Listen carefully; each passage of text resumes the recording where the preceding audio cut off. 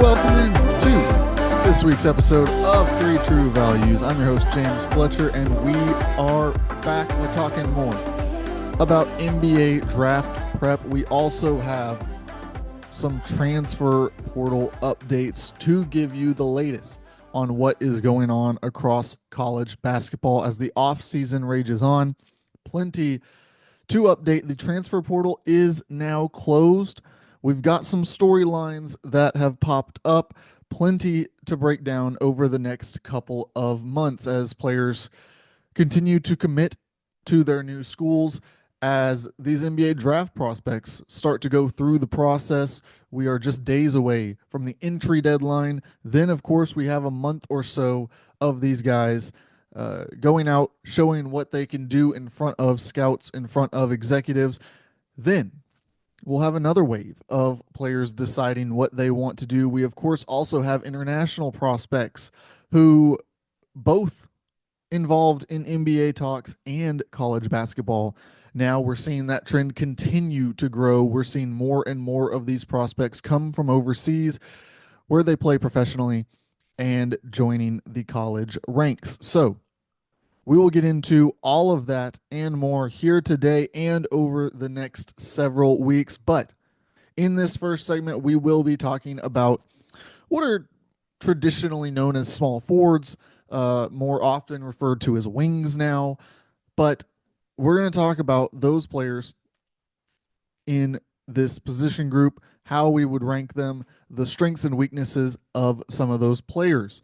In the second segment, we will talk about the power forwards, the more traditional position naming there, now kind of just called forwards and the modern lingo that we use.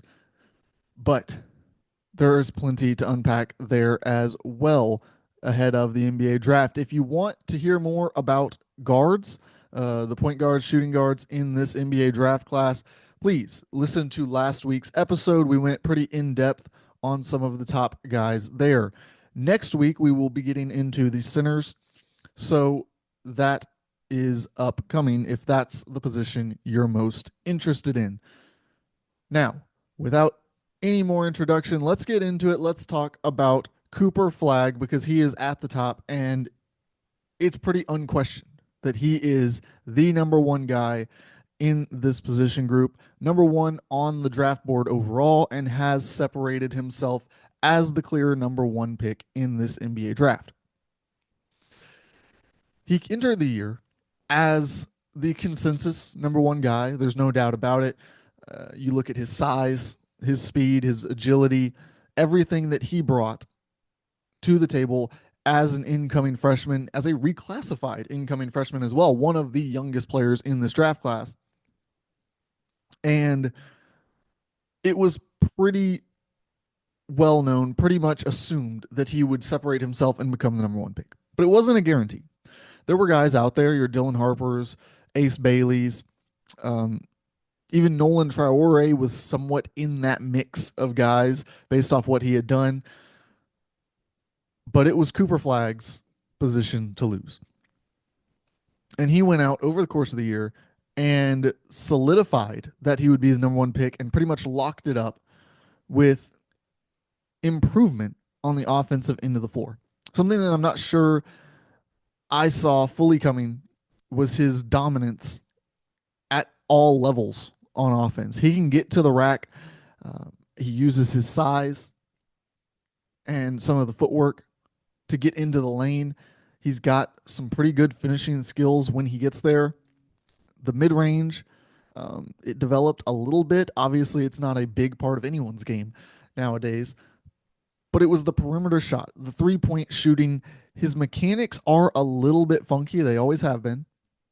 And so I had some, maybe not concerns, but it was definitely the thing I was watching coming into the year, whether he was going to be able to either improve the mechanics or improve his efficiency with the shot. Because with Cooper Flagg, there had always been this sort of assumption that he will be able to shoot threes. But it had not necessarily shown itself in the percentages, whether that was in high school at these showcase events.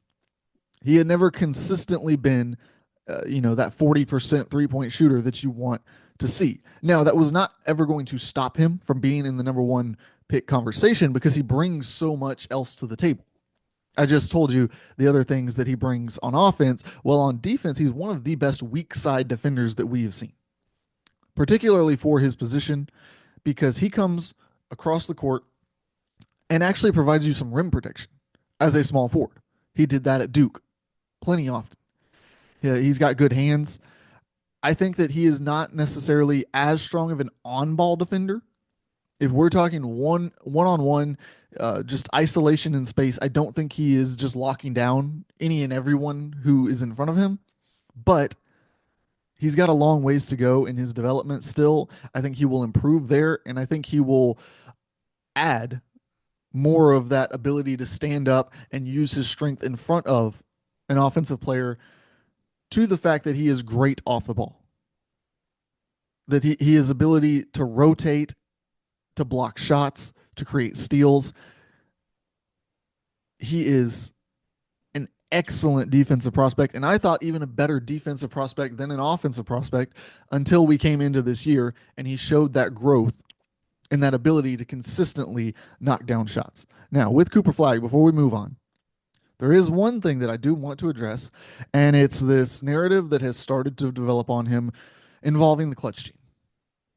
And we talk about clutch a lot in basketball, primarily about the superstars, because they are A, the ones who have the ball in their hand the most at the end of the game, and B, because they are the ones who there is so little else to pick apart in their game that we have to go there. Obviously, if you're talking about clutch players and superstars, there's always going to be a debate. There's too many different ways to look at it, too many different, whether it's analytics, whether it's volume, whether it's percentages. There's a case for and against every one of the players that you talk about in the GOAT conversation as most or least clutch. There just is. And so for Cooper Flagg, through his season of college basketball, had a couple of opportunities for game winners or game tying shots in the final seconds, and none of them went well. I did not think that a couple of them were particularly well executed as a play, and then one just didn't go in. And they range from the very beginning of the season, where we were kind of saying and thinking, he'll figure it out, he'll get it together. This is just a young freshman who slipped on the floor in his first big moment, all the way to their elimination from the NCAA tournament. So there is something there in that he has not yet proven that he can hit the biggest shot in the biggest moment. But I also don't think that that's necessarily an issue for you if you're an NBA franchise until probably 4 or 5 years into his career at the minimum. We talk about guys who win championships, and it doesn't generally come until you turn 26, 27 at least. You look at the best teams, they're veterans. And so we've got almost a decade of run-up here for Cooper Flagg before we have to have that sort of conversation. And over that time period, if you start to believe that Cooper Flagg is more of a second star when it comes to the clutch moments, well, you have years again of run-up in order to put someone else around him and help him in that role. So not something that I'm overly concerned about when thinking about drafting him number one. Now, let's talk about Ace Bailey, who was coming into the year the number 2 overall prospect, a guy who was viewed as a real challenger for Cooper Flagg, somebody who was compared to Kevin Durant and has struggled throughout the year. Now down to 4th or 5th on my board, depending on the day, honestly. I've got him right there behind his college teammate Dylan Harper. And then I've got Trey Johnson and VJ Edgecombe, who we talked about last week, right there, pretty much a tie with him in the mix as well. I don't see him falling past the top 5 because of the potential. The potential is still there that we saw in the early days of the season. He has this Kevin Durant like shot making ability. There's no question about it. He is potentially the best shot maker in this class. You look at his ability to just rise up and make shots. He did it at an extremely high level. The problem for Ace Bailey starts with some issues ball handling. Because a big part of offense in the NBA and in basketball in general is shot creation. It's not just your ability to make different shots. It's your ability to create the open space in order to shoot those open shots. Look at James Harden. Look at Kevin Durant. He creates space. Now, for Kevin Durant at 7 foot tall, he does not necessarily need to create quite as much space because he's rising up over the top of his defender. Ace Bailey does not have the same height that Kevin Durant has, so he will not be above his defender's outstretched arm when he takes these shots. He was sometimes in college, but that will not transition as much to the NBA. And so for Ace Bailey, I think one of his biggest issues is that, yes, he can make shots at an elite level, but you don't want every shot you take to be contested. You want to take those open shots. So I think that especially early in his career, he needs to be surrounded by other players who have gravity in order to give him that space while he plays off the ball.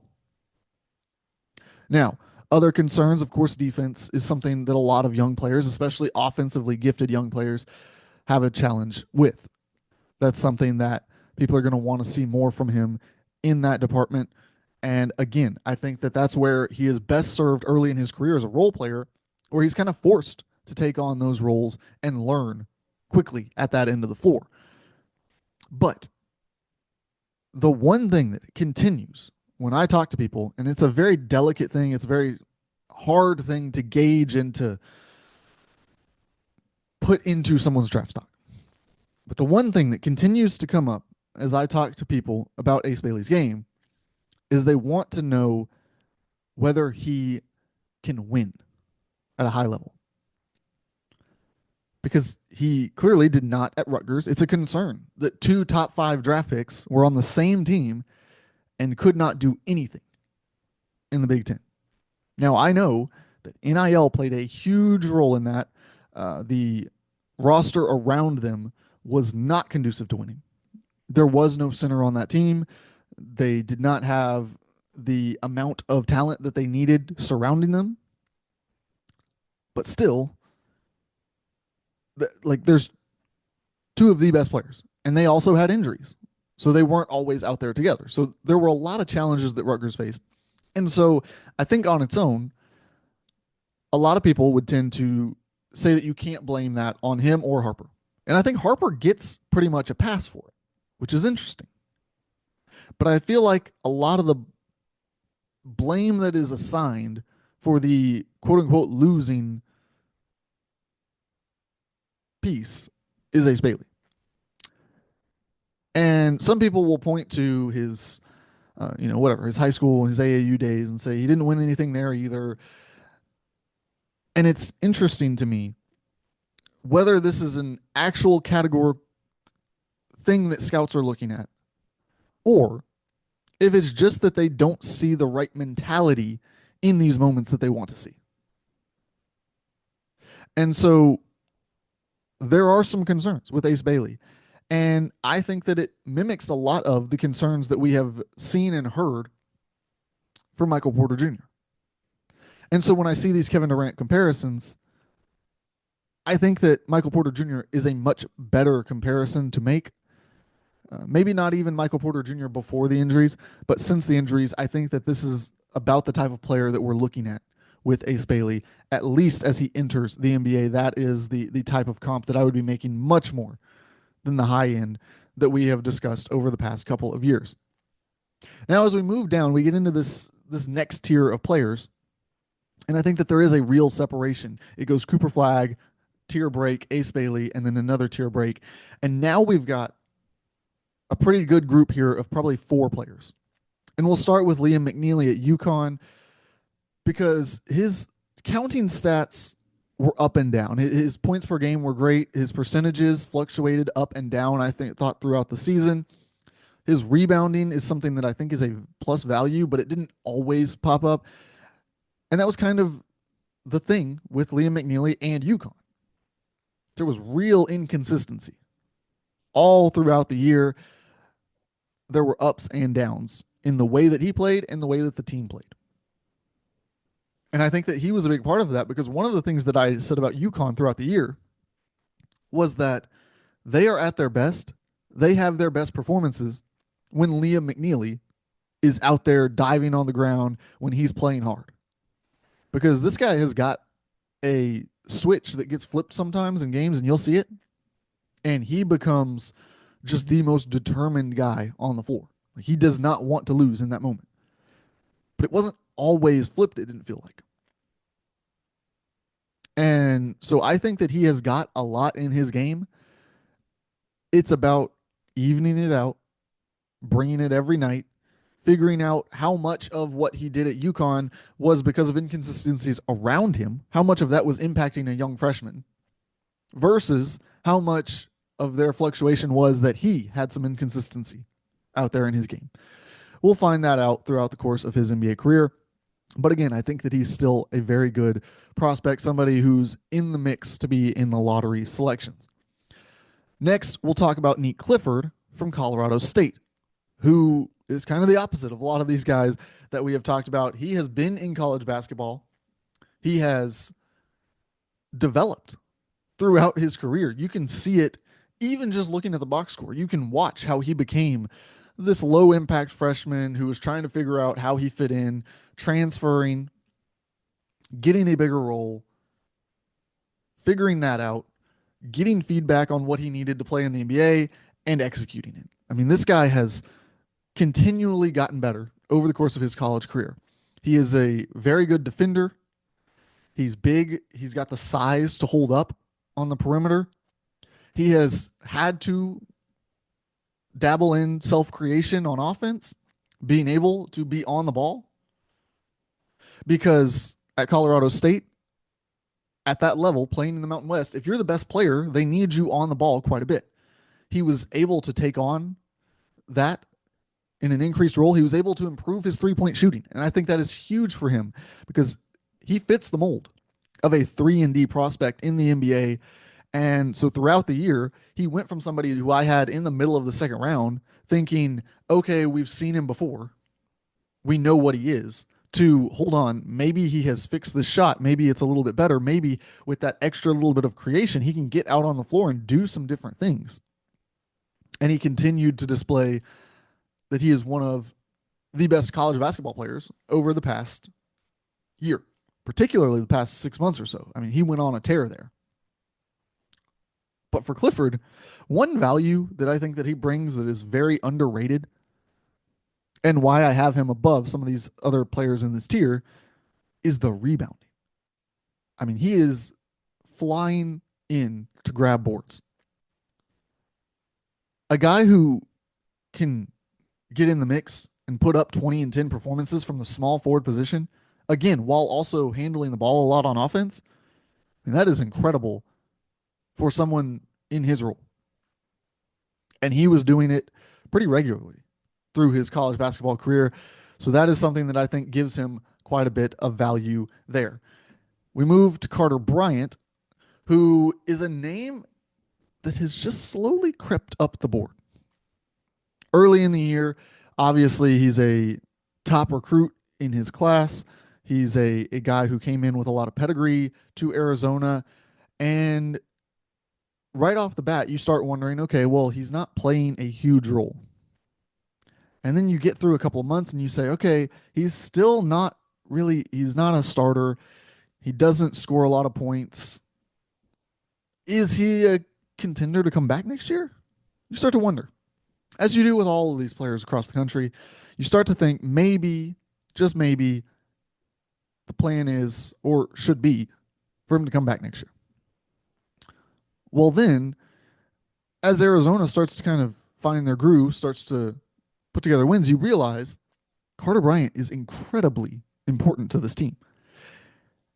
And I think it turned into almost a positive as they hit their stride, as they kind of started to rally together and win game after game.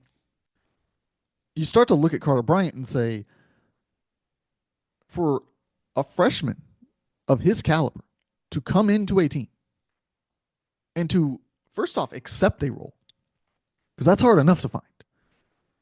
So many guys will either shut it down or they'll mope or they will try to create a bigger role for themselves or even just transfer. But Carter Bryant took on that role and decided that he was going to turn into the best role player that he could be. And he looked very good on defense. He knows how to space the floor. He knows how to allow for the star players to have the most space on offense. He capitalized, I thought, down the stretch when they did need him. And so there is growth that we want to see in his offensive game for sure. But to be that young and to be filling a role, I think is a huge plus for somebody who is in the draft range that he finds himself in. Towards the end of the first round, you are not going to come into a team and immediately have an offensive role. That's just not going to happen.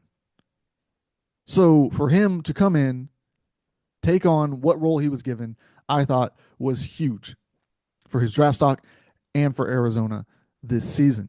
We talk about Will Riley next from Illinois. He's another guy reclassed, comes from Canada. Will plays at Illinois. Early in the year, you wonder, okay, he's just not ready for college basketball. He was a late reclass. He came in, and he's just figuring this out. And then there was a lot of talk of, well, he's going to need another year anyways, but then he'll be one of the top prospects for sure.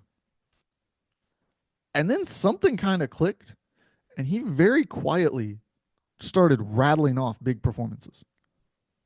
I mean, scoring in the teens again and again, and just kept going.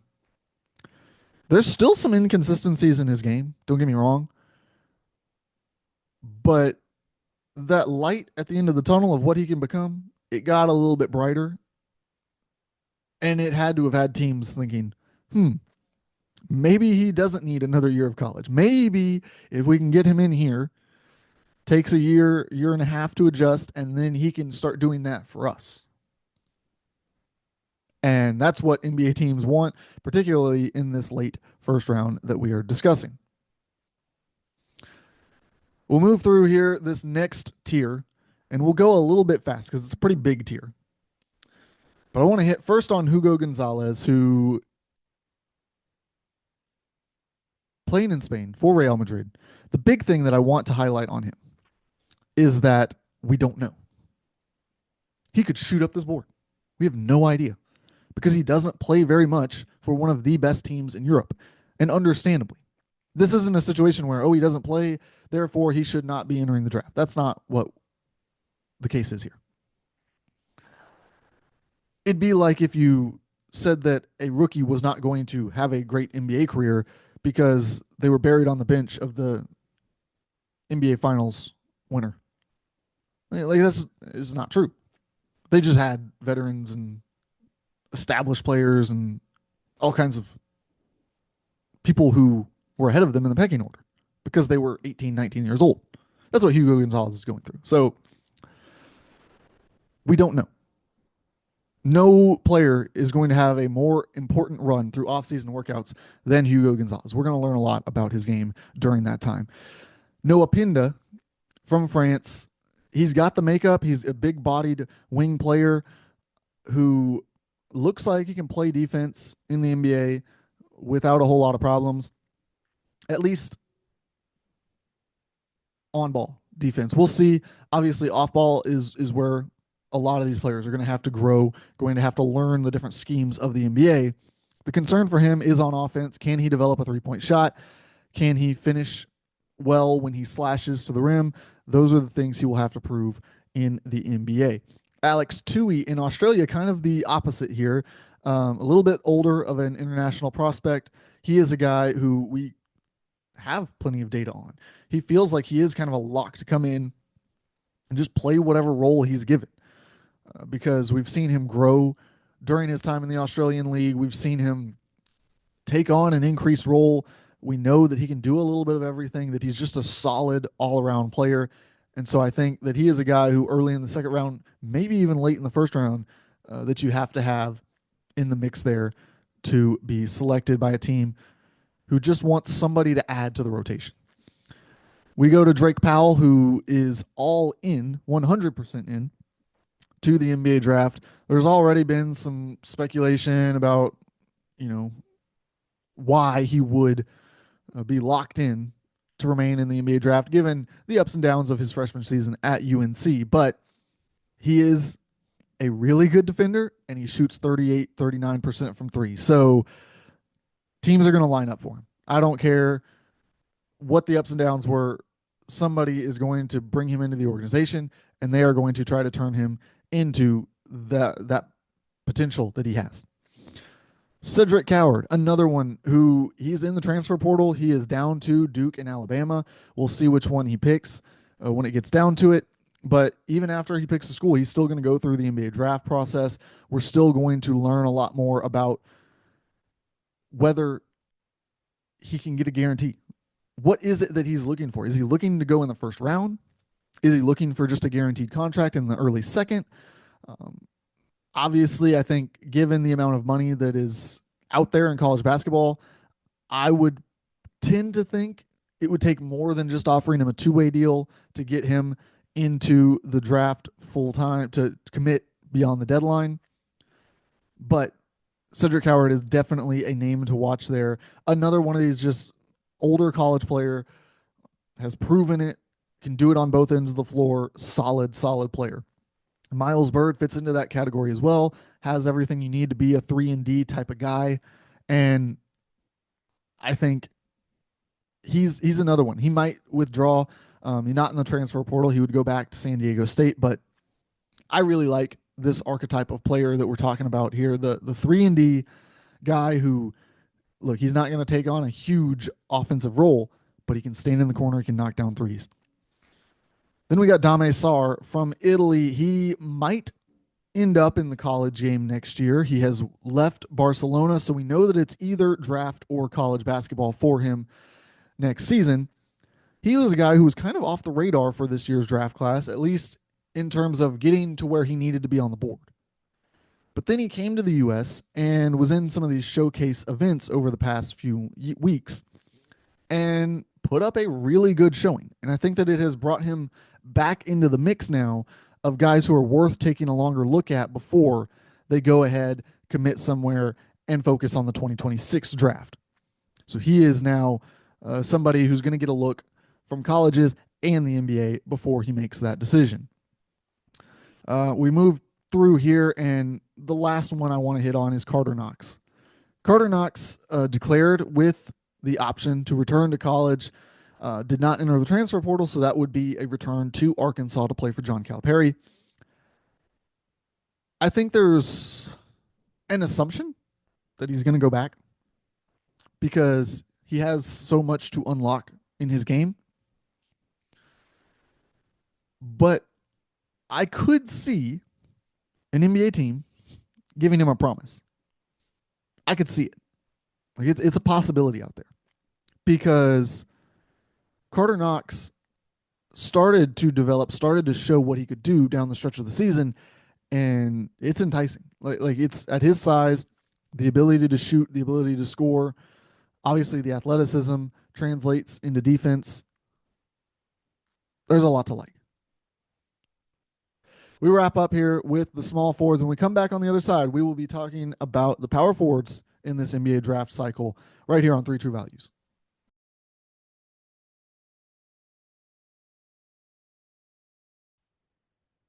Welcome back in here. As we keep this show rolling, it is time to talk about the top power forwards in the 2025 NBA draft cycle. Now, small forwards ran pretty deep into the show. Power forwards is not going to take as long. And here's why. We have already seen this position picked apart by the transfer portal and by NIL. College basketball has retained quite a few of the power forwards who would have been in the mix here to be drafted in the second round. It has really whittled down this group pretty significantly. I mean, we're talking about less than 10 that I have with draft grades right now. So, yeah, not a year if you are dead set on selecting a power forward. We've also got some power forwards who have some interesting skill sets. We'll talk about them throughout this segment. Let's go ahead and start, though, with Colin Murray Boyles at South Carolina, a player that I have been extremely high on throughout the last year and a half. Really, last year's cycle, I was a fan of his. I thought that he was a sleeper pick last year. He ends up deciding to go back to South Carolina and plays his sophomore season. He showed some growth, and I think that what I saw from him more than anything was just the added maturity of another year. You saw him get a little bit bigger, a little bit stronger, and now I think that there is so much raw potential left. He has not shot threes at a high rate to this point or high volume to this point, but I think that's something that should be in his game. I don't look at his shot and say that's a shot that's not going to fall. I also look at where he has shot his threes from, and a lot of it is top of the key, kind of while facilitating the offense, then deciding to go ahead and put up a shot. Now, a lot of players who fit his sort of build, his sort of role of this really versatile defender can move his feet, I think, better than he gets credit for, can play defense on the interior against centers, against forwards, can step out on the perimeter and stay in front of different people. Now, he's not going to guard point guards, no. But I think he moves well enough. His hands are good enough. He's big, he's long, he's athletic. I like his ability to defend all over the floor. And then on offense, we've seen him be kind of pigeonholed into this very specific role of standing at the top of the key, setting screens for the guards, and then facilitating from the top of the key. Now, I think he's probably best used in the dunker spot or in the corner when he's not up setting screens. And so if he can make that transition, if he can work on that through the offseason, I think that there is definitely an increased role for him in the NBA from even what we saw from him at South Carolina, where he was honestly kind of trying to drag his team through a lot of those matchups against significantly better competition through the SEC schedule. We talk about Rasheer Fleming next, and this is another one who has got a lot to like. Now, his role, kind of the opposite of Murray Boyles, it translates almost perfectly. It's really interesting because playing at St. Joe's, you would think that a power forward like this would probably have a lot of translation that you would have to do in your head. But because of the way that they ran the other star players that they had, Fleming was not just this huge volume focal point of their offense. Yes, he took a lot of shots. Yes, he was involved in a lot of plays, but not as the primary initiator or the only player who was able to create. He is a power forward who played really good defense on the perimeter, has some ability, I think, to potentially stretch out to the small forward position, depending on the lineup that you're running. If you want to go big, I think he can shift up there and knock down threes at a high rate. So he is kind of the prototype guy that you're looking for in this role, particularly, like I said, with Clifford and that group of guys in this spot in the draft that he's going to be selected. I think he's pretty much exactly what a lot of teams are going to be looking for. So he is a player to watch there. Asa Newell from Georgia. Now, this is an interesting one. I just wrote a story about him, so go check that out. It's got an in-depth scouting report on what this guy is and what he can be in the NBA. Another one where there's some projection to do. because at 6'11", you say power forward and you start to think about stretching the floor. You start to think about can he handle switches and guard different people. We've seen him mostly play as a center. It's fascinating. He kind of was in a situation where he played like a center. But physically, watching him out there on the court, you get the sense that he probably can do more of those four things. So it'll be really fascinating to me.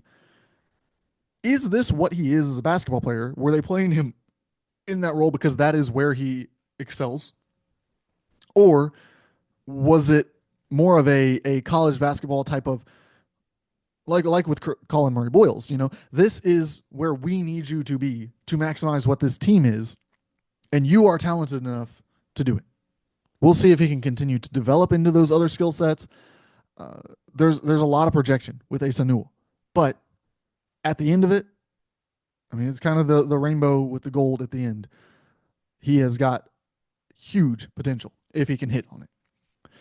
Next, we have, as we kind of go down through, it's harder to create tiers with this group, I feel like. A, because there's not as many of them, and B, because with those top three in particular, and really with this fourth one as well, I've got 4 to 5 that I've got right now with first round kind of grades, you'd say, from the, at least within this class. I'm not sure that they would all have first round grades in sort of the average quote unquote class, but I prefer to go class to class when I'm talking about that type of thing.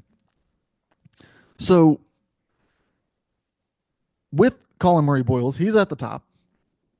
And then, yes, there's a gap in terms of the number of positions to Rasheer Fleming. But do I think that if you're talking in a front office about Colin Murray Boyles, do I think that you can just rule out Rasheer Fleming as no, we're just talking about Colin Murray Boyles because he's further down our board? I don't think so. Same with Newell. I think if you're having a conversation about drafting one of these power forwards, I think you can kind of just go ahead and weigh the pros and cons of all of them. And that's where we come to Noah Essinge, who has got the athleticism, has shown that off in Europe, has plenty of upside. He just can't shoot the ball right now. And inconsistency on offense has been an issue for him. So that's where they need to see improvement from Essinge. He's got the raw tools. It's all there. It's putting it together and getting him to be what it looks like he might be able to be on the defensive end and adding enough offense to that game to keep him on the floor. That's what we're going to see from him. Now, as we move here to some of these second round ones, again, not a whole lot of them to break down here, but one who is not entered into the NBA draft, I'm not confident will enter into the NBA draft. I think he's probably going back to school if you had to ask me, but I moved him into my board because if I was a GM, I would be all over drafting this guy. I mean, I'd be reaching out to his agent being like, are you sure he does not want to enter the draft? And that's Thomas Houck at Florida. We saw him throughout the March Madness run. He established himself. Like all year, I have been kind of calling around and telling people that, hey, there's been 3 names really that I've been looking at as likely to return for the 2026 season and saying to scouts, to other people in the business, these are my guys right here. Like I'm going to have them so high in the way too early 2026 mock draft just to see what they say. Like, are they going to try to talk me down on it? And nobody really has, because Thomas Houck is just a winner. Like, you want to talk about a guy who just makes winning plays. He doesn't care how many points, rebounds, assists he ends up with in the box score. He is going to play hard all game. That 3-point shot, it's looking better and better as time goes on. I think if he can develop that into a more consistent weapon, we are talking about a guy with his freak athleticism that he shows sometimes with his defensive ability that honestly is so much of it is just the effort that he puts out there. If he can combine another year of development, I think he's going to be way higher up on draft boards. I think he's going to be a guy who is a steal to land. Now, in terms of this year's draft class, while I think he will withdraw, again, the power forward position, very weak group right now. There's just not that many with draftable grades. So if he was ever going to choose to stay in, this would be the time. You would move way up the board. You get a year of developing in an NBA facility with NBA trainers, some people who are invested in you long term, before you kind of have that breakout. But also understand he's at Florida, can go for back to back titles, can play with now one of his teammates growing up in Xavier Lee, who has transferred to Florida. So again, I anticipate that he will remove himself from this draft, or at least not enter this draft. But we talk about Alex Caravan now, who is kind of the consummate role player, has really shown during his time at UConn that he can go out there and he can fill minutes at the 3 or the 4, and he can just be a steady presence. He can guard well enough in a team construct on defense to keep him out on the floor. He can knock down threes. I don't really know that he's going to do much creation in the NBA. I think he is much more of that role player. You've got one job on offense, one job on defense. Just go do it. But I think where we have lost some of his stock from what he potentially could have been is that I don't think that he is a guy who is going to score in bunches. I think he is more of that player who comes out and gives you solid minutes and just, does the job on either end and gets you through to when you can get your star players back in the game. I think that's a lot more of what he is than a guy who you can bring in and he can kind of be in the mix offensively and be a scoring option for that second unit. Now, as we're getting towards the end here, because like I said, there are not a lot of players, we're talking about Ethan Almansa. Player from Spain, played in the G League Ignite last season, so you might recall him. I had some harsh criticisms for the G League Ignite program, which then went defunct. It vanished because of, in large part, what it did to Almansa here. Almansa was one of the top youth players in Europe, had a very accomplished career in those ranks, going to all of those different international tournaments. And then he went to the G League and it was a disaster. Just inefficient, struggled to figure out the game, struggled to make any impact at all. And so ended up deciding to pack things up, head to Australia, where he could hopefully rebuild his draft stock. Now, I think that his draft stock has started to climb just a little bit, if for no other reason than there's no other power forwards to select here. But he's another guy who could be a candidate to withdraw, spend another year in Australia where he's making good money, I'm sure, and just continue to rehab what his game is. Because he was a guy who had all kinds of potential. He's an athlete, he rebounds the ball well, can shoot the three, and it just, none of that has clicked into production yet. He has started to look a little bit better from the tape that I've seen in Australia, but again, it's just not what we thought it was going to be to this point. So he is a second round kind of guy who, again, might go back and try to do this one more time and build his stock like Alex Tui into the top end of the second round. And finally, we'll wrap up with Michael Ruzic from Croatia, who I think should withdraw from this draft. He has entered the draft, but I think should probably test the waters, get feedback, and head back overseas, choose a college, make the travel to Australia, whatever it is he chooses to do for the next step of his career. There just wasn't enough tape on him. There was not, he didn't play very much. And he was not playing for Real Madrid like Hugo Gonzalez, who we talked about earlier. So it kind of a head scratcher, kind of a difficult thing to overlook or to figure out. What do I do with that? There's just not much to look at on him. It'll be important, the pre-draft process. If he comes in and tears it up, sure, he will be drafted. But if not, I do think he is a candidate to withdraw from this class, which would even further. Now we're talking about three guys here at the end of this draft who could withdraw. That doesn't even include Alex Caravan, who could just decide he wants to play one more year of college basketball. So this is a weak power forward group. Just in terms of numbers, there's not enough power forwards to go around. We'll see how that plays out on draft night. Do these guys get pushed up the board because of it? Or is there just kind of a struggle to find one towards the end of the draft? When we come back, we will walk you through the latest in the transfer portal right here on 3 True Values.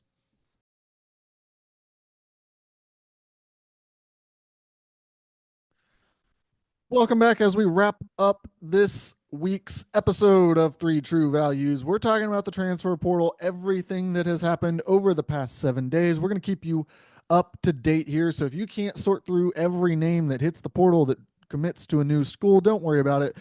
We'll get you the most important info here. We'll go ahead and start with the tail end of last week. Honestly, it happened right at the buzzer of the show. I cannot remember if we squeezed it in or not, but Chad Baker-Mazara has hit the portal from Auburn, and that is a big one. He's using, of course, his extra year of eligibility from 1 year in junior college that he spent under that new NCAA rule. Andres Stojakovic also entered the portal late last week from Stanford to Cal. Now, who will land him? There's a couple of teams in the mix to land one of the best scoring perimeter players in this class. He is a fringe NBA type of prospect, so a big addition for whoever can land him in this offseason. Mackenzie Mbako commits to Texas A&M, a huge get for that new staff there in the SEC, trying to build their first roster, a huge addition. They've also landed a couple of other commitments, Zach Clements, Josh Holloway among them, since taking over there. Elijah Freeman committed to Auburn in almost a corresponding move, it feels like, from the Chad Baker-Mazara entering. He is one of the top D2 players from last season, has big potential, a lot of people high on what he can do when he transitions to the Division I game. Alvaro Folgueras, who has been a big prize out there for a lot of teams. We have seen different teams come in and out of his top listing over the past several weeks, has been a top target for several teams along the way. He lands at Iowa, which I think is a really fascinating fit for him. Of course, we know they have a new staff as well. You put Bennett Sturts out there with Brennan Housen, who transfers in from Kansas State, with Folgueras coming in. I think this is the perfect team for what Iowa is trying to do there in year one. I'm really excited about what they're going to be able to put together. Trayson Eaglestaff, he flipped his commitment to West Virginia from South Carolina in an interesting move over the past week or so. That, of course, led South Carolina to get a commitment from Mike Sherajamps from Utah. So South Carolina moves very quickly to replace what they were going to get on the wing there from Eaglestaff. They bring in another high-level scorer who has a lot of college basketball experience. West Virginia, though, that's a big piece for them because to this point, a lot of what they have added to the roster has been kind of the role fitting, the guys who are going to fit the system. Now they've got somebody who can create some instant offense for them. Denzel Aberdeen enters the portal, leaving Florida after the national championship, and ends up at Kentucky. So a big move there within the SEC. Seems like maybe some hurt feelings from the fan base. They're just a little confused on the move. Feels like somewhat potentially lateral. Uh, I'm interested to see how this plays out because Florida over the past week has also landed Xavier Lee from Princeton, one of the top transfer prospects, particularly at the guard position. We talked about in the last segment, he's got some connections to Thomas Houck there, and AJ Brown, who has some connections to Isaiah Brown on that Florida roster. So they're keeping it in the family a little bit. They have landed two high level guards from the portal already. So they're restocking there at Florida for sure. But losing Aberdeen, I think it hurts a little bit, especially seeing him go within the conference to Kentucky. Mustafa Tiam, who I raved about last week, and I guess I can go ahead and spill that he is the other one, or one of the other ones. Last segment, I talked about Thomas Houck as this guy who I have been raving about, who I have been talking up as one of my 2026 guys who's going to be high in my mock draft. Tiam is one of the other ones. He just his rim protection, his raw skill set that he has started to slowly develop. We're seeing more and more from him. I think he has monster potential at the center position. A couple of other entries that I just want to touch on real quick. We've got James Scott entering from Louisville. He was their starting center last season, and that's an interesting one because I think it leaves Louisville with a lot more to do now. We kind of looked at them and said they're one of the most complete rosters. They've got a starting center returning, a power forward who returns. They bring in these three guards. They look good to go.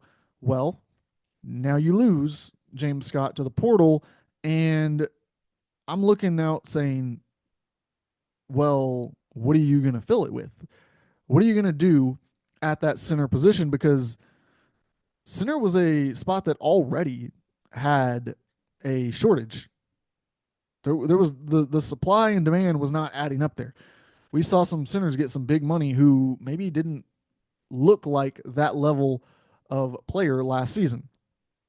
So it's a hole for Louisville. It's going to be interesting to see how they fill it. Do they go internationally? Do they try to get one of these guys who withdraws from the NBA in that international market? Do they go into the portal and find out who is the best guy left out there who we can go grab? Not sure how they fill it yet, but it's going to be key to how this season plays out for Louisville.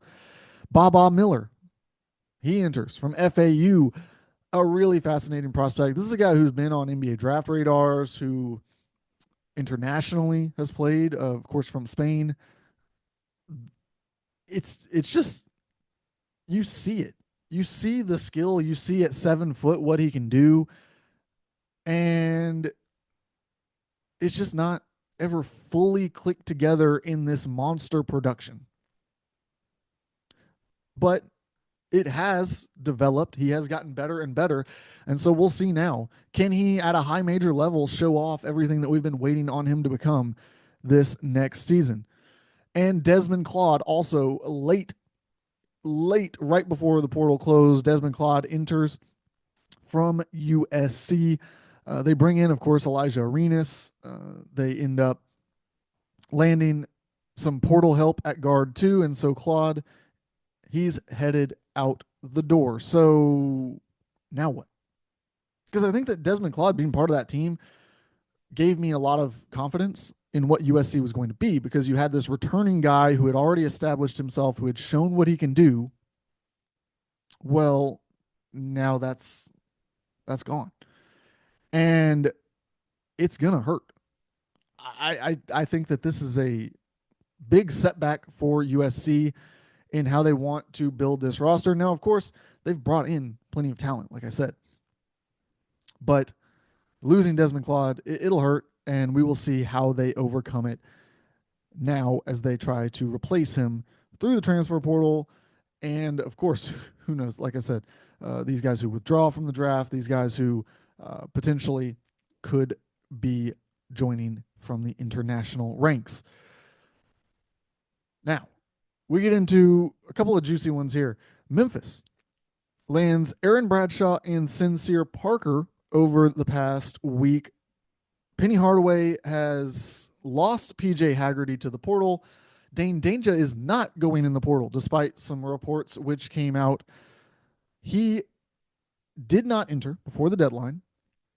And so now, as he seeks a waiver to play next season, he is either going to play at Memphis or nowhere.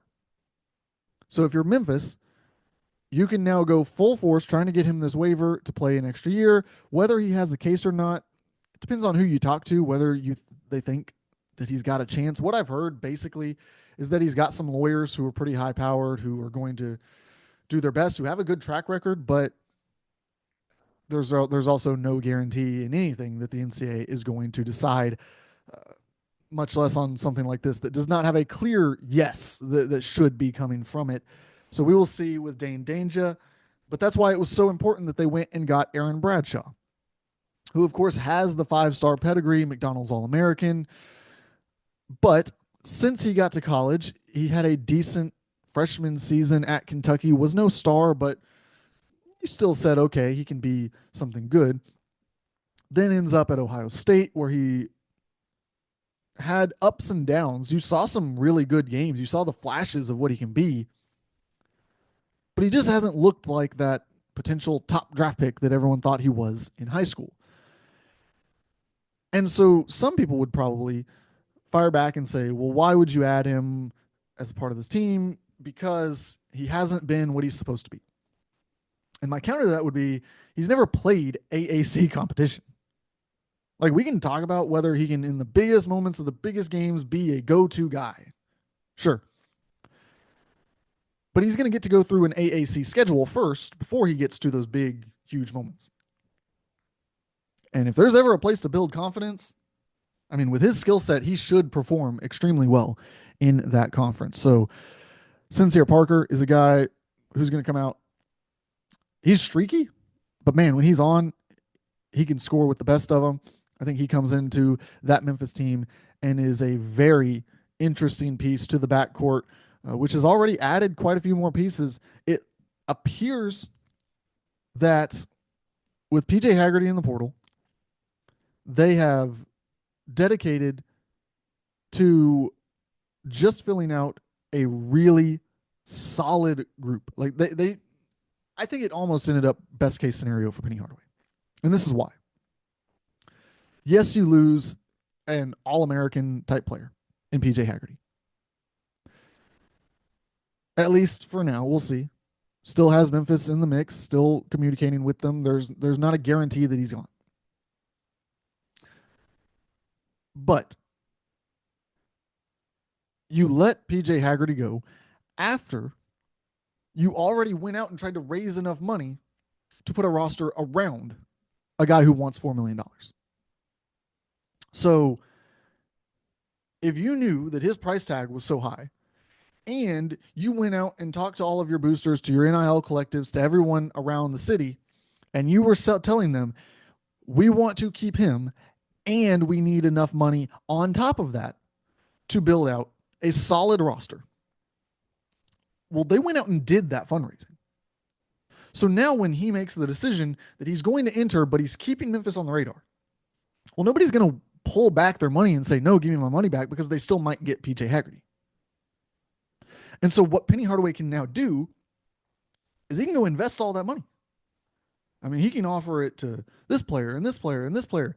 You can land 3-4 players for that total that PJ Haggerty was getting. And now Memphis can have this deep roster of really solid players who I think might give them an even better chance top to bottom if the pieces fit well together.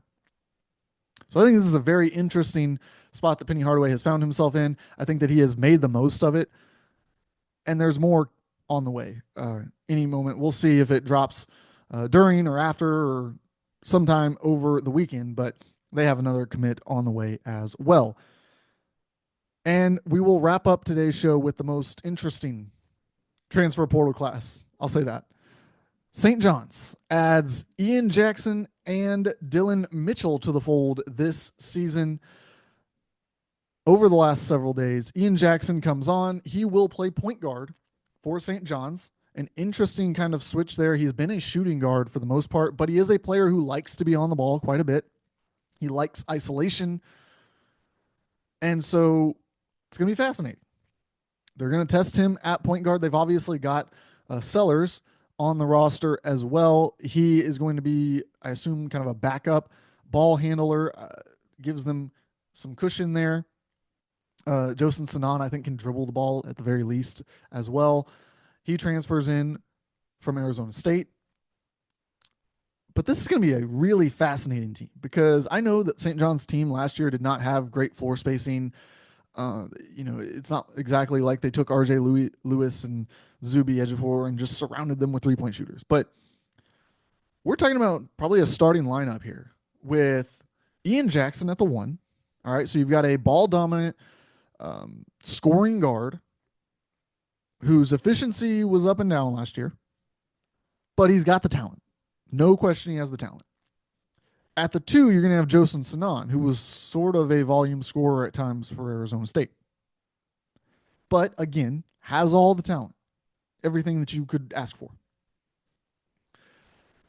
Well, at center, we're going to skip to center. Zuby Ejiofor, who put up monster numbers last year in this conference. So you relying on him to have another big year like that.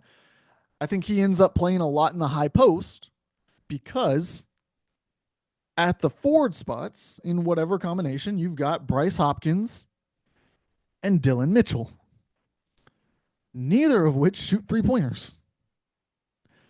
And so you've got the two guys with the ball in their hands, they can shoot, and nobody else on the floor is going to shoot threes. In fact, all three of them really are really good rebounders. So you're going to crash the boards hard. I mean, you might not get one offensive rebound against the St. John's team because they're pretty big too. Ian Jackson and Josen Sanan are not small guards. But, I mean, there is no floor spacing. If you're talking about playing ISO ball, like Ian Jackson is not going to just isolate. It's not going to happen. So it's going to be fascinating. We're going to find out. Ian Jackson is going to get a chance to prove himself here. I think it could end up being a great thing for him and Sanan because they're going to have to play within the offense. Like, it's going to have to be pick and roll. And then you're going to have crashing. You're going to have a pop there to the high post. You're going to have your guard fill to open space. And that's how you're going to have to play. You can run all kinds of different sets out of that. I'm not trying to act like they have one play that they can run. But realistically, there is no gravity to Dylan Mitchell standing in the corner. There's no gravity to Bryce Hopkins at the top of the three-point line. The help defenders are coming. So you cannot just space it out and let him go to work. That's just not going to work. You're going to have to run an offense as the point guard. So Ian Jackson's got a big task ahead of him. If it goes well, I think his stock just replenishes, goes through the roof from what it was. But if it goes poorly, watch out. There is some risk reward here that Rick Pitino is playing with at St. John's. We'll come back next week. We will have the top center prospects that you are going to want to keep an eye on. We will also be talking, hopefully, about the house settlement in the NIL future that we see ahead. Plenty of updates have come in on that. I know it's something that a lot of fans are very confused by, so we're going to try to bring someone in to keep you updated, to give you the latest on what it means for your team as this drama plays out in front of a judge. Right here on 3 True Values, of course. I'm James Fletcher. Thanks for tuning in.